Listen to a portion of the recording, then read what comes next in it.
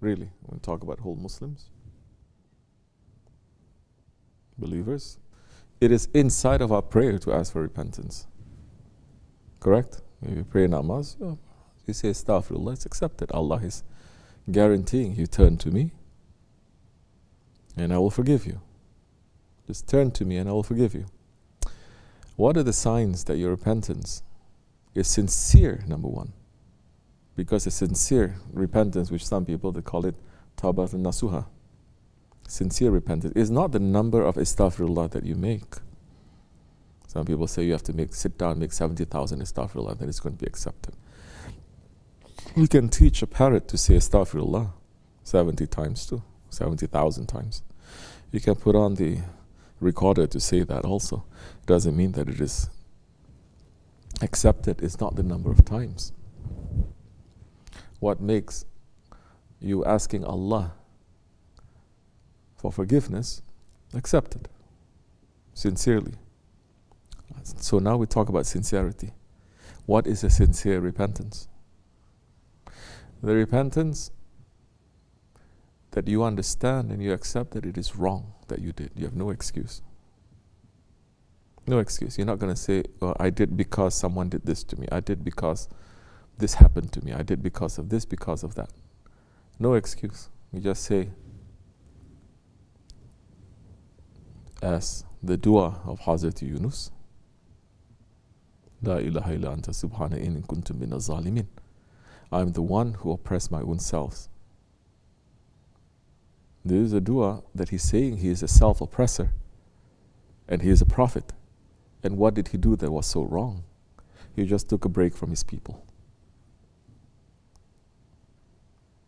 So, as we were talking about earlier, the shafa'at of the Prophet ﷺ is only for those ones who commit the big sins, he's saying. Shafa'at, his intercession. You will not get forgiveness if he doesn't intercede for you. It's impossible. So many people, even in Islam, even in tariqah, they go directly to Allah.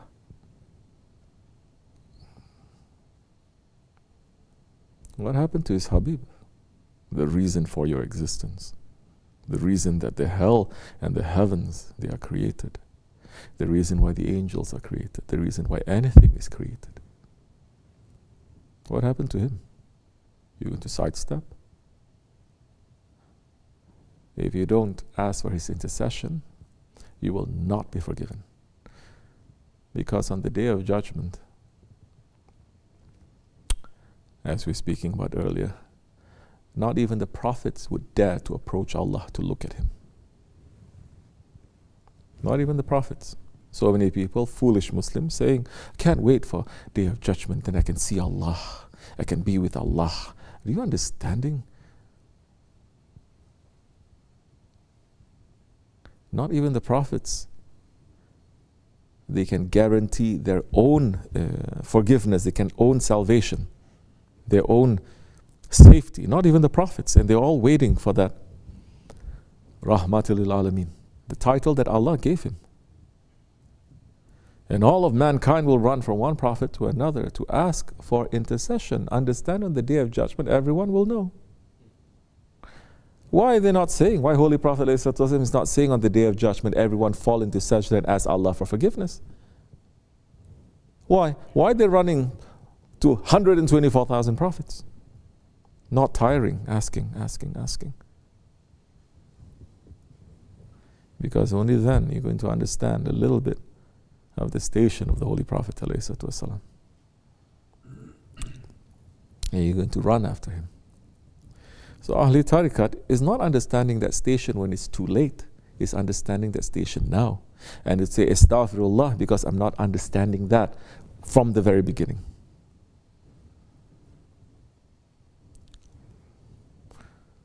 Sincerity. Knowing that the sins that you have created, they're big sins in the eyes of Allah. Everyone is so hopeful, saying every little bit of kindness that you make, Allah will bless you. But no one is talking now these days, saying that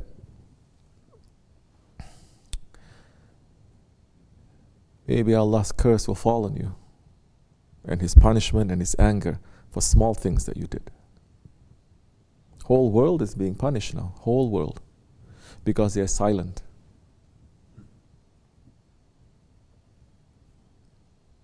They're silent about Khilafat and the Zulm.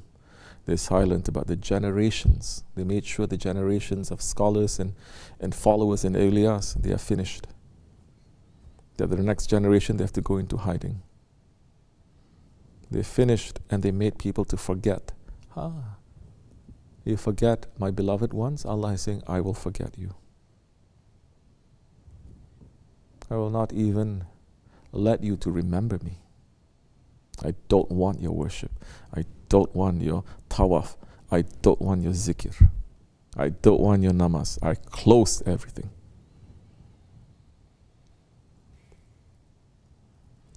So we're asking. So no one is understanding then the heaviness, the seriousness of the wrong things that they have done. If we understand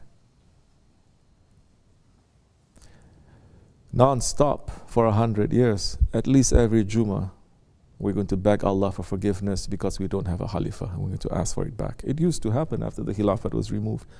All the alims and the ulamas, they were begging, asking Allah for forgiveness because they understand now there is no protection.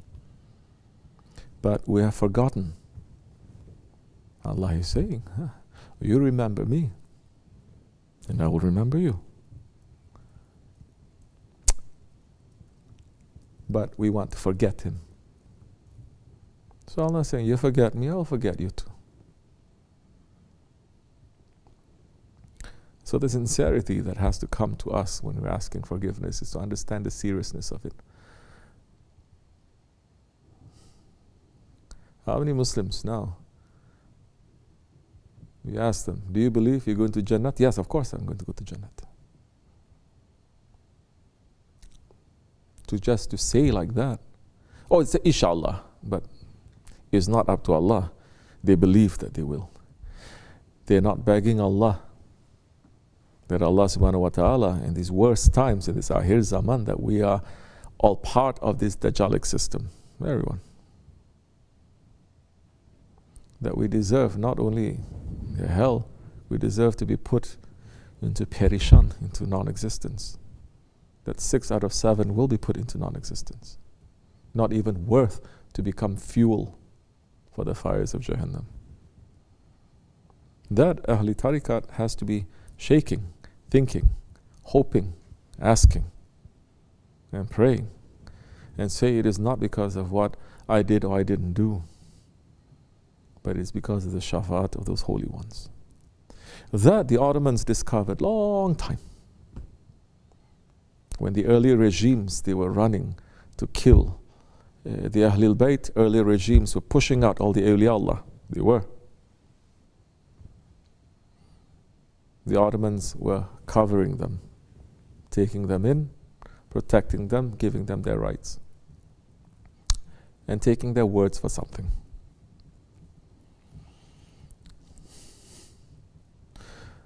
So how do you know that your Tawbah, it is accepted? When you go through the right channels, and that time it will be accepted based on your own sincerity, understanding that you're doing something that is wrong. And you don't offer any excuse. You're saying, Inni kuntum mina zalimin. Then that, according to which level? Because there's levels of forgiveness also. It's not just one general thing. It's levels of forgiveness. And the highest level of forgiveness is, as Shaykh Effendi is saying, I am Allah's weak servant. To understand that you're a servant, to understand that you're weak. Which means that you are asking Allah for forgiveness sincerely because of the wrong things that you have done and because of everything that you have done.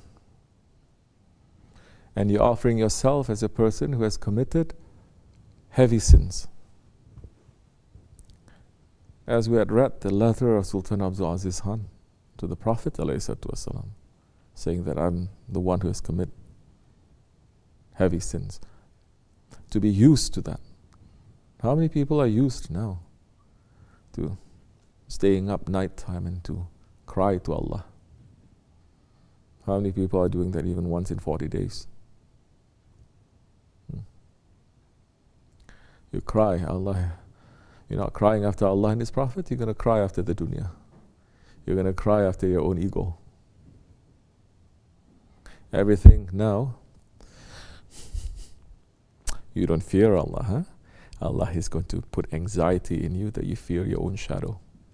This is what's happening to the whole world. If you fear Allah properly, then that time nothing is going to put fear in you, nothing. Who is that upstairs that they're making so much noise while we're giving sohbat?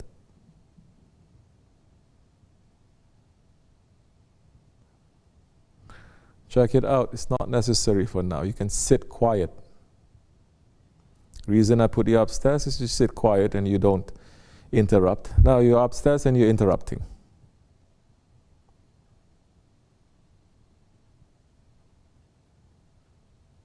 Don't be in ghaflat.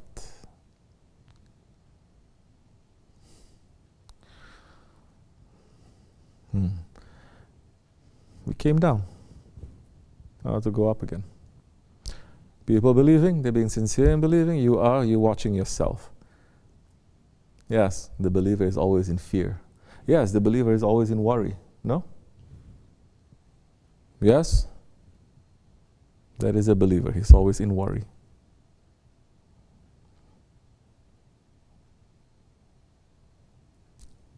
If you worry about your Lord, you don't worry about anything else. Nothing. So what are the signs that Allah will not accept your tawbah? When you are not sincere in presenting your tawbah, when you are just saying it out of your lips, when you are not understanding what you did, why you did, to go deeper and deeper into it, and you don't struggle against it, and you don't fight against it, you're not following people who are fighting against it, and you're not holding on to someone who's teaching you how to fight. You're not that sincere. If you suffer from a sickness, everyone is going to be very strict, no? They're going to make sure that, okay, I have this sickness. I have to move away from people who are sick. I have to be with people who are helping me to fight it. And these people, they are well also, in a special place. Quarantine. I understand. That is if you are sincere. Then you understand it's not just me realizing I've done something wrong, that I'm sick, so I'm asking for a cure. Cure is not going to come to you like that. You have to go see a doctor. You have to follow everything that the doctor is saying. If it's necessary, you have to separate yourself. So now check with our tawbahs. You have to check. And you have to see, after that, after you asking, where you're running, like after the Berat night, check yourselves the next few days, how your ego is hitting back. Now you're fighting against your ego. And check to see how much that you are running now. Which way is it opening for you to worship and to be doing good, or the way that is open for you to go completely to the opposite direction.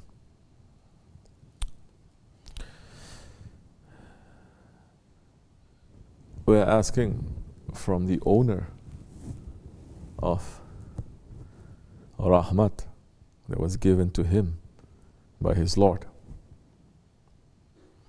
and whom he has given to others. We're looking to them. And we're asking them. Are we holding on?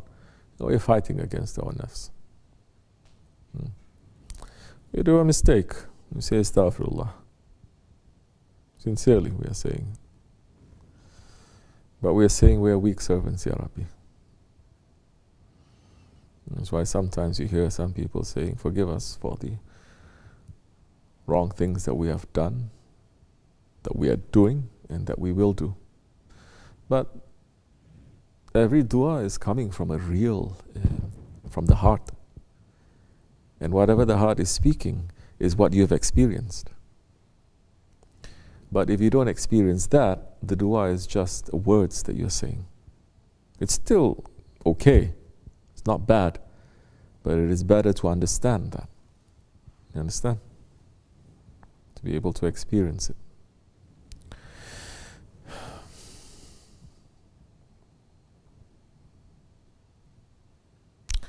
There is no other shade except for the shade of the Holy Prophet ﷺ on the Day of Judgment. But where is the shade of the Prophet ﷺ now? Who is the one who is representing him? Who is the one that he has chosen to be on top of us to represent him? Run after that one. That one is going to show his mercy too. And when you are so sorry and he's showing his mercy, that's the time you wish to be put in hell. You understanding? Because you're saying, showing me so much mercy, and I know I don't deserve this. You don't run away feeling so happy also.